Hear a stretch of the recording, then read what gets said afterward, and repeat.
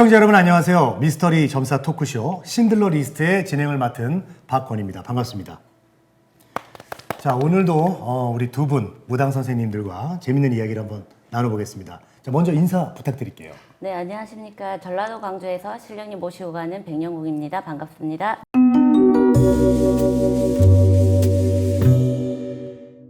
자, 그리고요. 안녕하세요. 천실의 신명을 받아서 신의 길을 가는 경기도 광주의 덕연함 이하원입니다.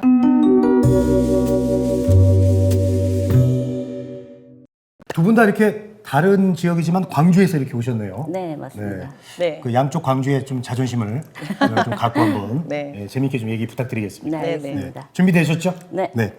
자, 오늘의 공통 키워드는요. 대한민국을 뒤흔든 대통령입니다.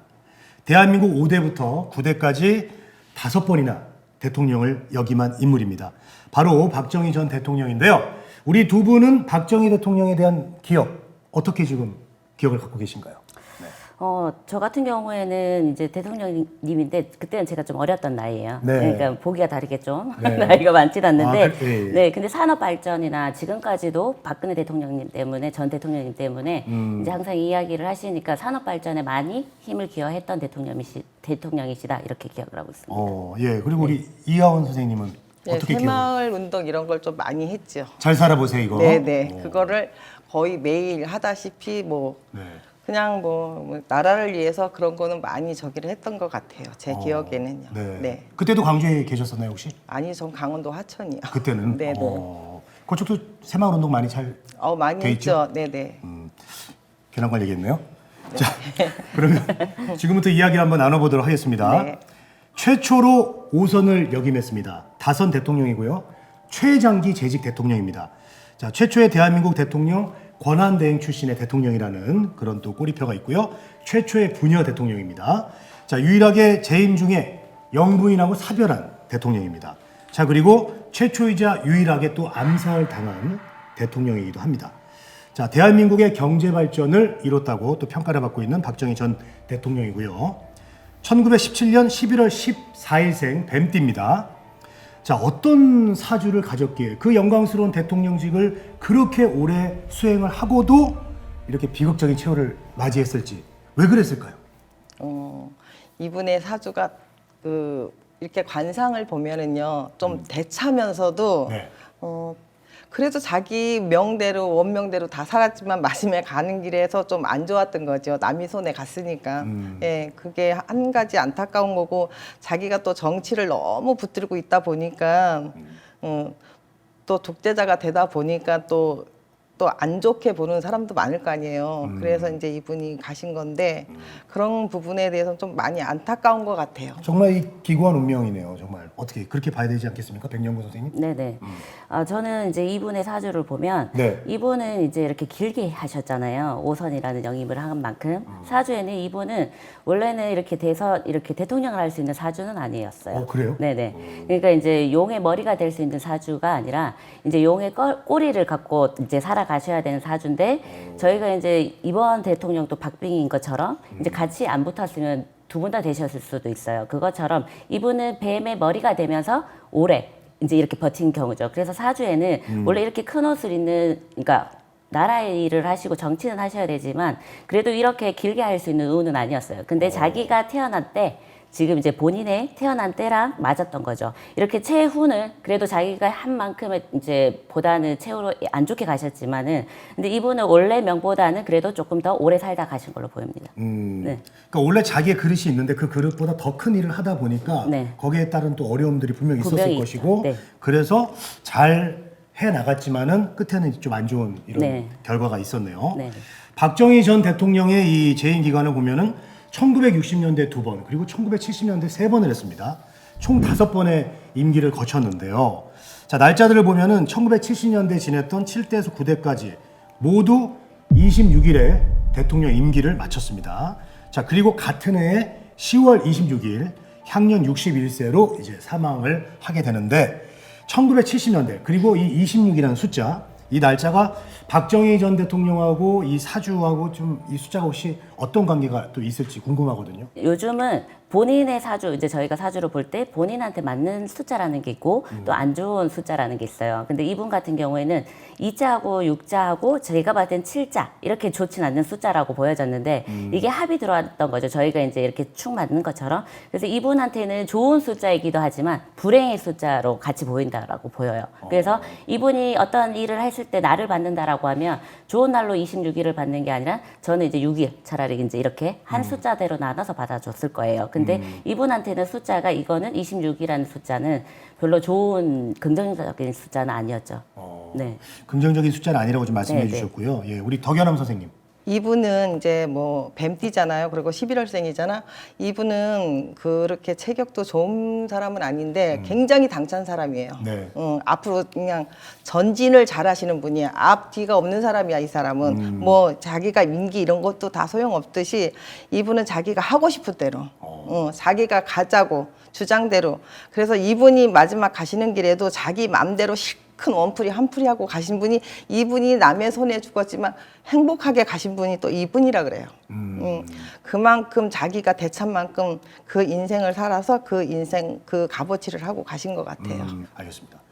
자, 그리고요, 박정희 전 대통령의 이 본부인을 유경수 여사로 알고 계시는 분들이 아마 대부분이실 거예요. 예, 저도 그렇게 알고 있었고요. 네, 네.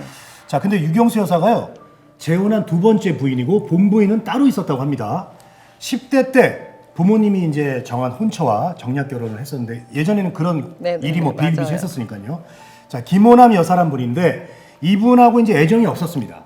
그래서 이연란이라는 여성을 또 만나가지고 이제 연인 관계를 맺었고, 그런데 그 후에 박정희 전 대통령이 이제 유부남이나 사실을 알게 되면서 이제 당연히 헤어졌죠. 그리고 나서 유경수 여사와 재혼을 하게 됐습니다. 자, 본부인 김호남 여사는 당연히 또 결국 또 이혼도 하게 되고, 자, 이렇게 결혼을 좀 여러 번 하는 분들, 네네. 이런 분들이 어떤 그 특별한 사주가 좀 있습니까? 이분 사주가 그래요. 아, 이분 그래도 사주가. 그 전에 그분들보다는 그 세 번째 그 부인이 있었기 때문에 이 자리까지 온 거거든요. 이분이. 예. 그분이 운은 굉장히 좋았죠. 와이프 운으로다가 이만큼 왔으니까요.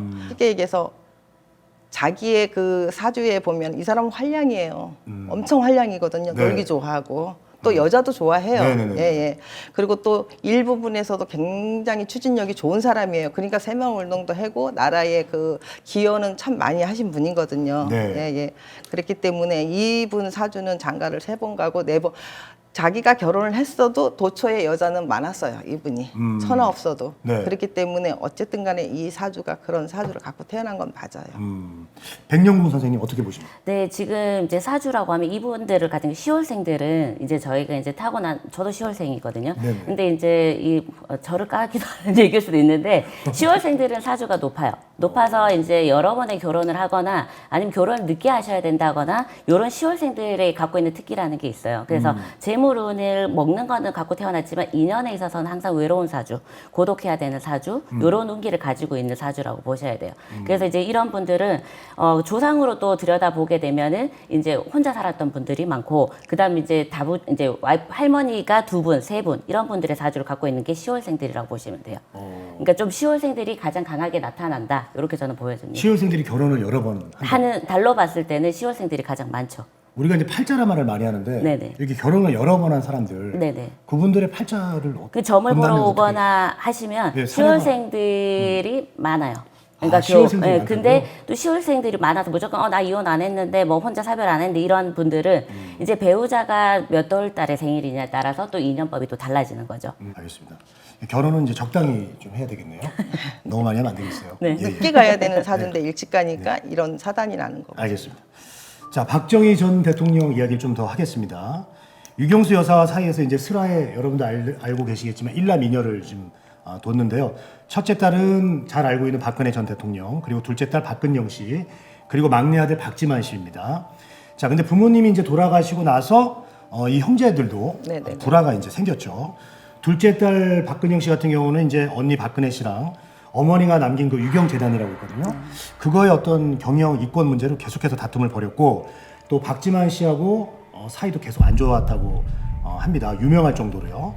자, 부모님의 죽음이 혹시 형제들의 이런 불화에 어떤 영향을 줬는지, 그게 좀 궁금하고, 그렇다면 만약에 박정희 전 대통령이 이런 비참한 죽음을 맞이하지 않고 유경수 여사가 좀 더 계속 살아 있었다면은 자녀들의 좀 현재 상황이 지금보다는 좀 달라져 있지 않았을까? 요거에 대해서 어떻게 생각하시는지. 더 네. 좋았겠지요. 네. 예, 화목하고 그래도 많이 울타리가 돼서 보듬어 줬기 때문에 그 둘째 딸이 더 똑똑해요. 똑똑하기는. 근데 이제 정권이 이제 쉽게 얘기하면 정권이 안 잡히니까 서로 그거를 쟁탈전 하려니까 똑똑하고 한 사람은 또 똑똑지가 못하니까 서로 싸워야 되는 거야.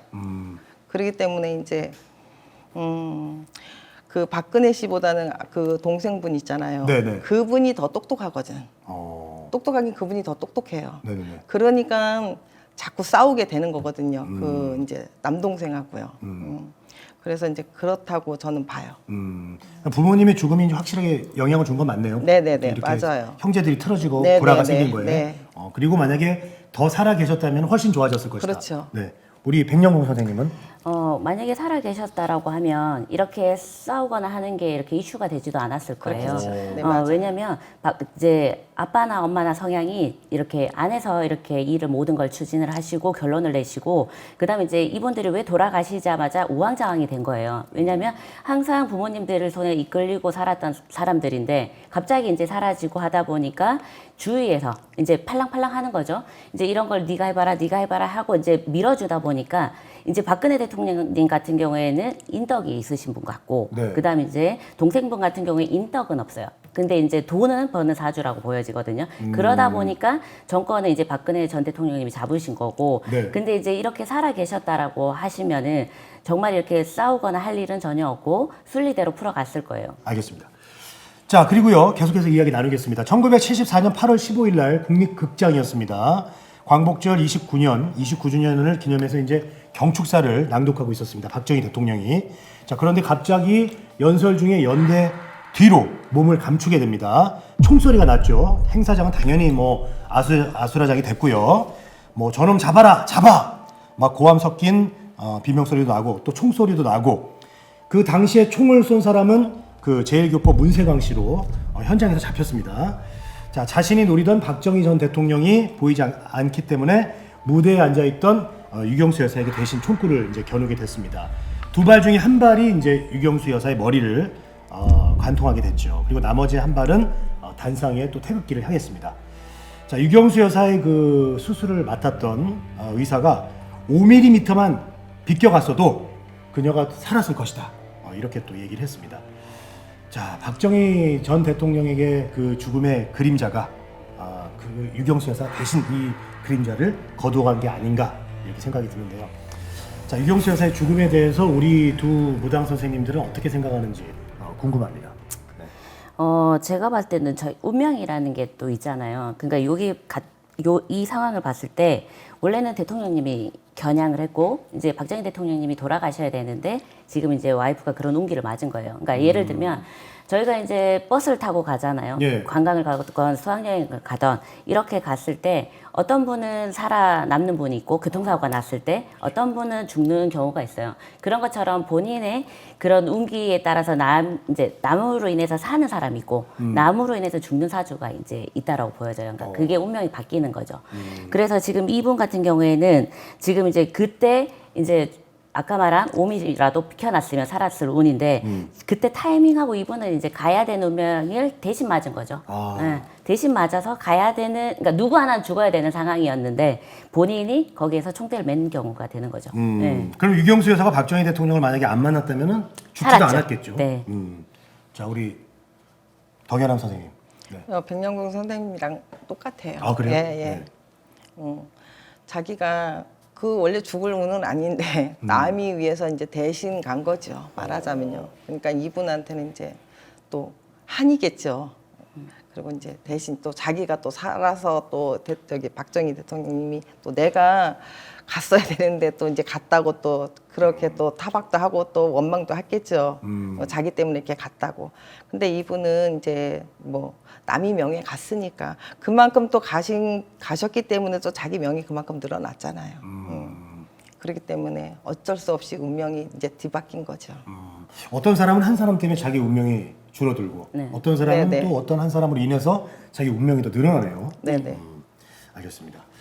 자, 역대 미국 대통령 중에서 최초이자 유색인종이라는 유리천장을 깬 현재까지 유일한 흑인 대통령이죠.